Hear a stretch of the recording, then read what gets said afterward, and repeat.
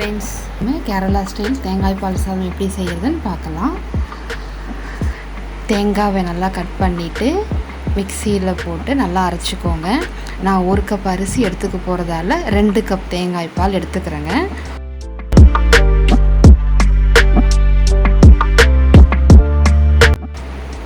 இதுக்கு தேவையான வெங்காயம், தக்காளி, பச்சை மிளகா, பூண்டு,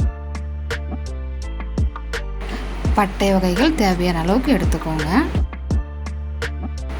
எண்ணெயில் இந்த பட்டை வகைகள் பொரிஞ்சு வந்த உடனே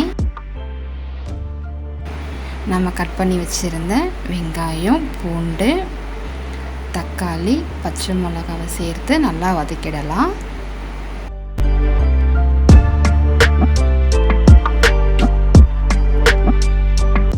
ஒரு 5 மினிட்ஸ் நல்லா வதங்கினதுக்கப்புறம்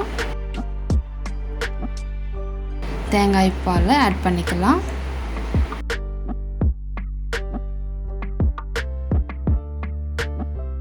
தேவையான அளவுக்கு உப்பு போட்டுடலாம். அரிசி போட்டுடலாம்.